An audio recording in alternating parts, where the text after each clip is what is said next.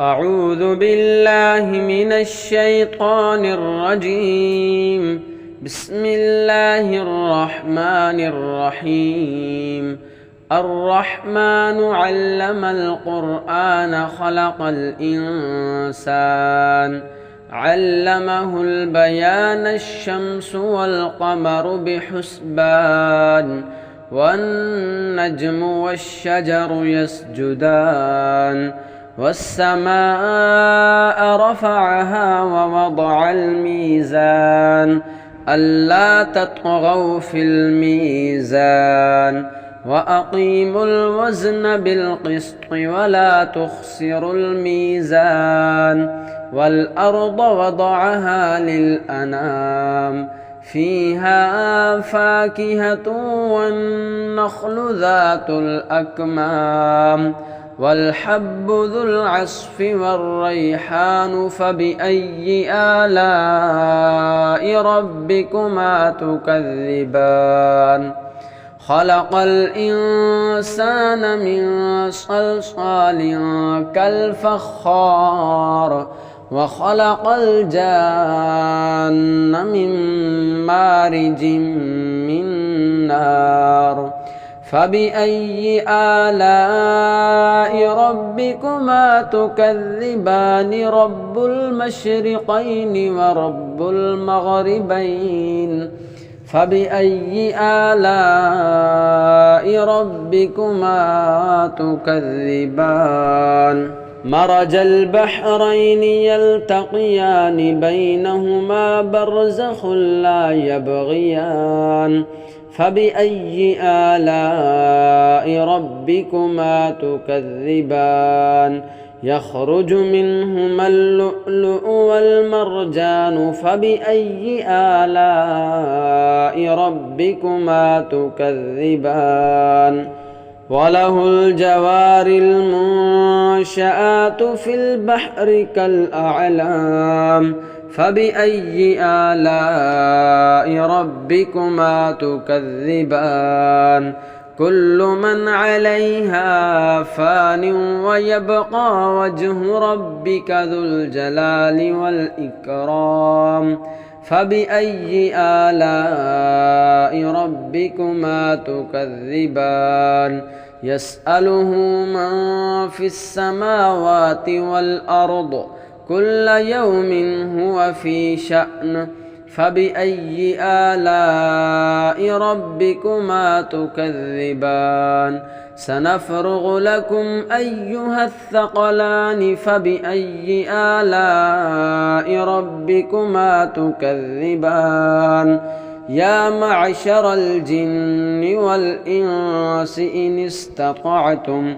إن استطعتم أن تنفذوا من أقطار السماوات والأرض فانفذوا لا تنفذون إلا بسلطان فبأي آلاء ربكما تكذبان يرسل عليكما شواظ من نار ونحاس فلا تنتصران فبأي آلاء ربكما تكذبان فإذا انشقت السماء فكانت وردة كالدهان فبأي آلاء ربكما تكذبان فيومئذ لا يسأل عن ذنبه إنس ولا جان فبأي آلاء ربكما تكذبان يعرف المجرمون بسيماهم فيؤخذ بالنواصي والأقدام فبأي آلاء ربكما تكذبان هذه جهنم التي يكذب بها المجرمون يطوفون بينها وبين حميم آن فبأي آلاء ربكما تكذبان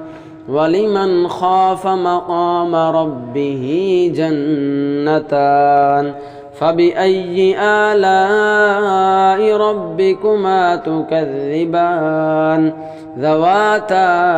أفنان فبأي آلاء ربكما تكذبان فيهما عينان تجريان فبأي آلاء ربكما تكذبان فيهما من كل فاكهة زوجان فبأي آلاء ربكما تكذبان متكئين على فرش بطائنها من استبرق وجنى الجنتين دان فبأي آلاء ربكما تكذبان فيهن قاصرات الطرف لم يطمثهن إنس قبلهم ولا جان فبأي آلاء ربكما تكذبان كأنهن الياقوت والمرجان فبأي آلاء ربكما تكذبان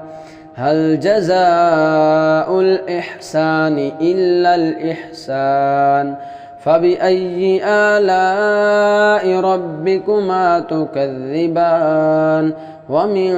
دونهما جنتان فبأي آلاء ربكما تكذبان مدهامتان